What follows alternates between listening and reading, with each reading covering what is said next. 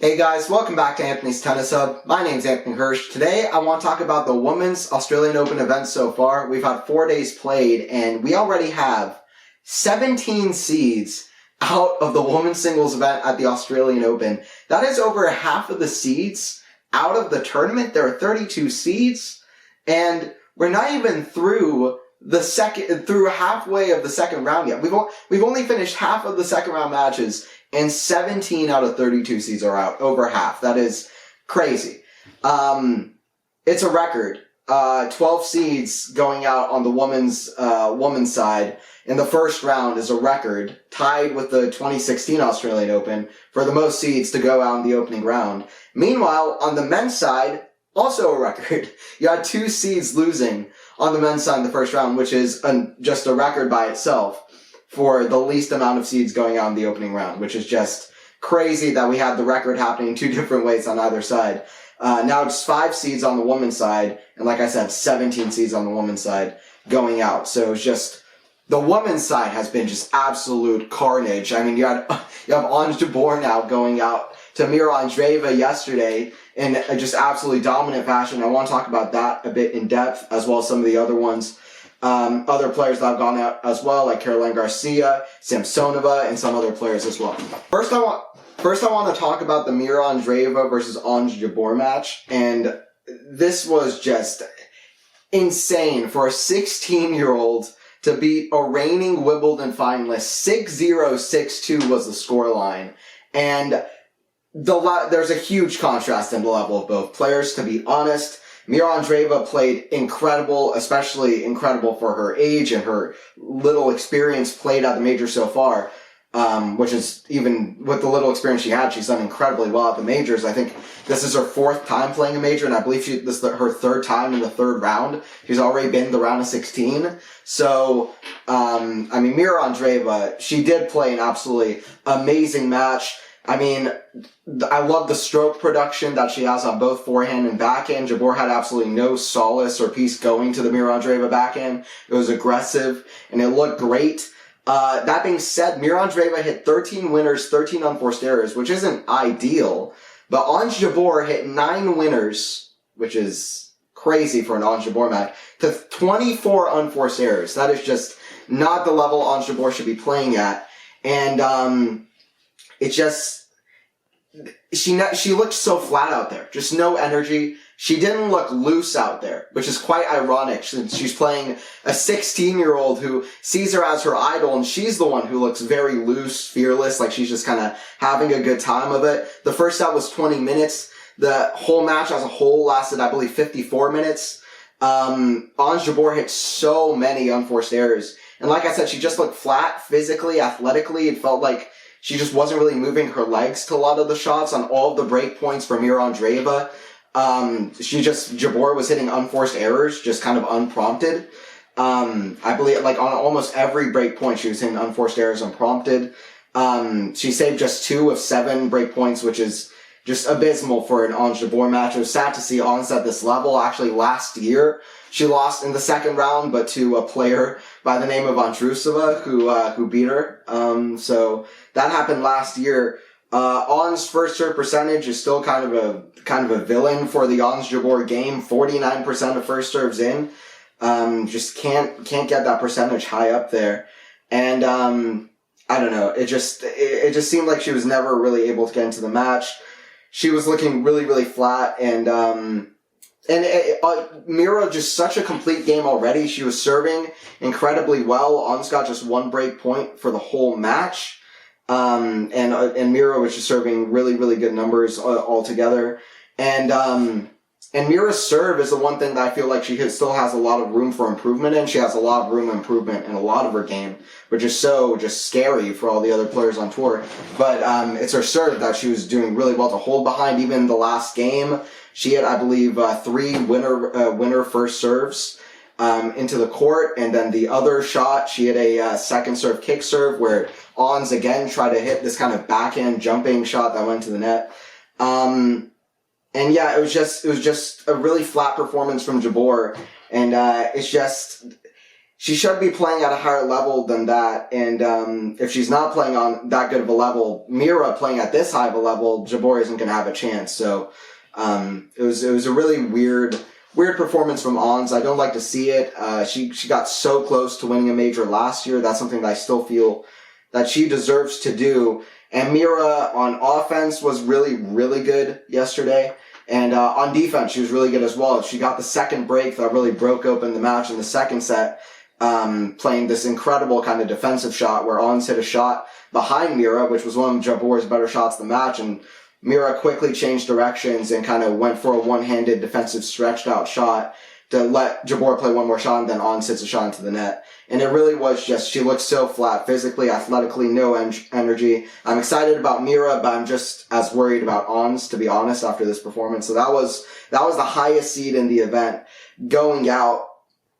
And then another one was Alexandrova. She had a tough opponent in Laura Siegemund. Siegemund pushed Coco in the first round of the U.S. Open, if you remember that drama of a match. That was crazy. Laura Siegemund, she beat Samsonova, who we'll get to as well, a few months ago. She's dangerous. You don't want to see her in the first round. She brought her kind of fiery personality. I mean, throughout the whole match. Like her or not, at 35, she clutches out 11-9 in the third set tiebreaker. She was down 5-7 in the tiebreaker. She hits a shot really close to the line, just gets away with it. 15 breaks of serve throughout this match, which is ridiculous. 7 consecutive in the second set as well. Not the highest level, which is a little bit surprising, actually, I'd say, after Alexandrova had a good performance in Adelaide and beat Rybakina, which I'm still not fully sure why Elena even played Adelaide, but either way. But it wasn't the highest level from both. Siegemund made 78% of first serves in, which is quite good, but she won 55% of those points. Siegemund obviously doesn't have the biggest serve, but it was quite a weird and funny match. Both the first 2 sets were pretty one-sided in either direction. Siegemund playing very aggressive, which is good that she's able to play that way when she's already up there in age at 35, but still, she clutched out a really physical third set tiebreaker match.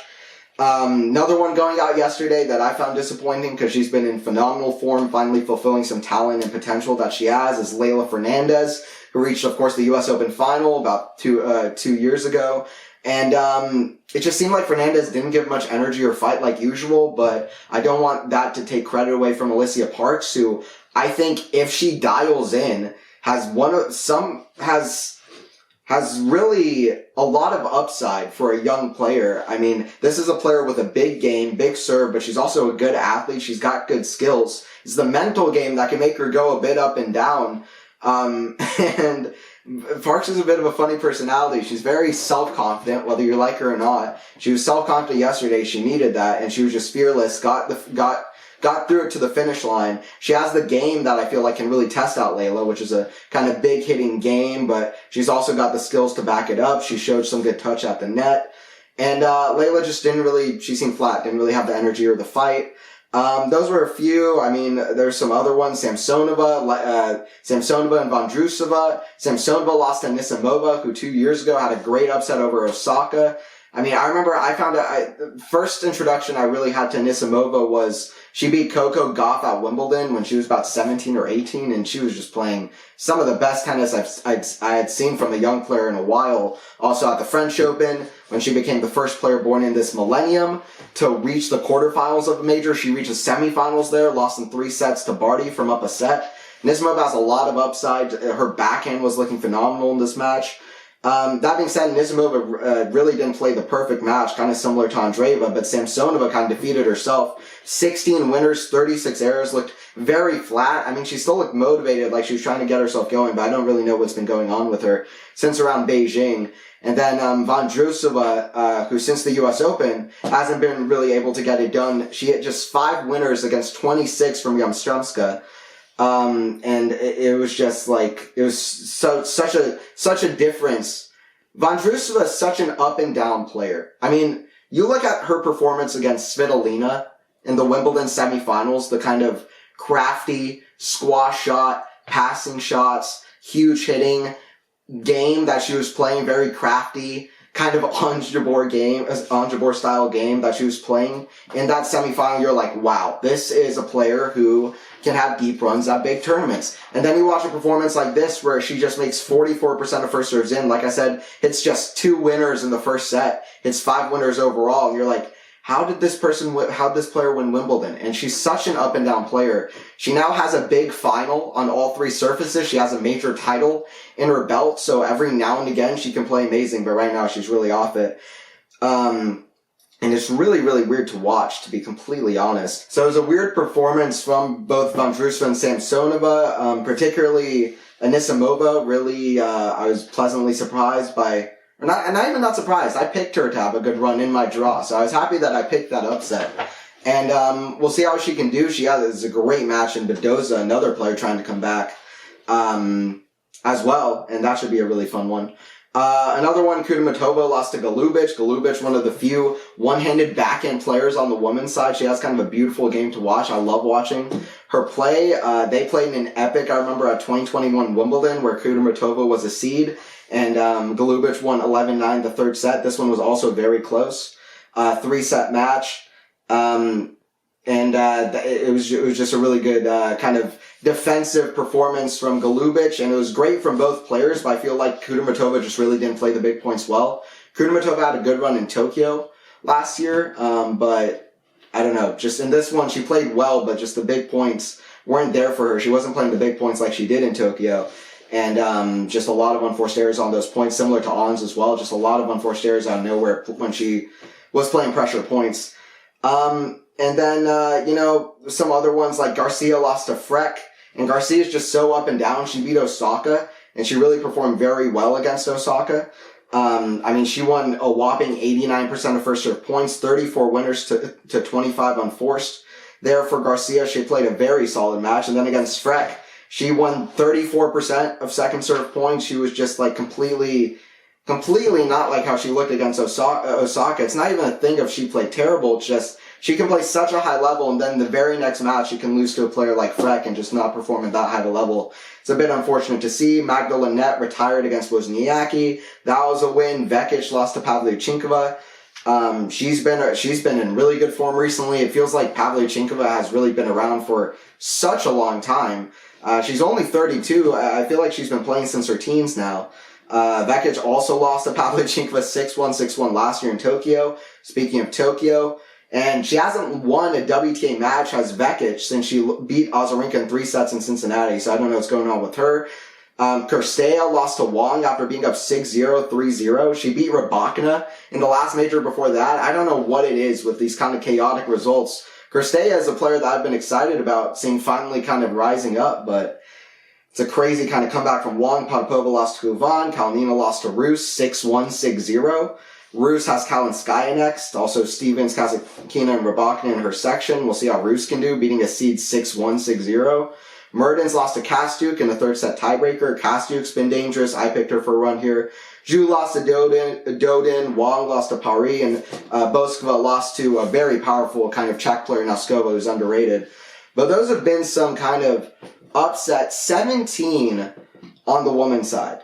17 on the women's side. Just to recap: Jabeur, Vondrousova, Samsonova, Kudermetova, Garcia, Alexandrova, Linette, Vekic, Cirstea, Potapova, Kalinina, Mertens, Zhu, Wang, Boskova, Leylah Fernandez. I didn't even mention Maria Sakkari as well, who lost yesterday as well. And it is just Sakkari, another player who's so up and down. And we're not through the second round yet. We're halfway through the second round. So it's really strange. Rarely do you see a tournament like this. And it's funny because at the start of the tournament, people were talking about 3 matches. We were talking about Swiatek taking on Sofia Kenin, which is a rematch of a Grand Slam final in between 2 Grand Slam champions, an Australian Open champion and the reigning Roland Garros champion. Then you had also matches such as Rybakina taking on Pliskova. You had matches such as Osaka Garcia. None of those ended up being upsets.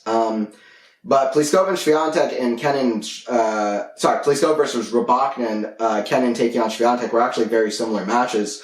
Pliskova and Kenin arguably should have won the first set in both of their matches. Kenin was up a break, serving up a break, and she was also up in the tiebreaker. Then Swiatek played a really fantastic clutch tiebreaker, much higher level ball striking, really picked it up towards the end of the set and really took it from Kenin.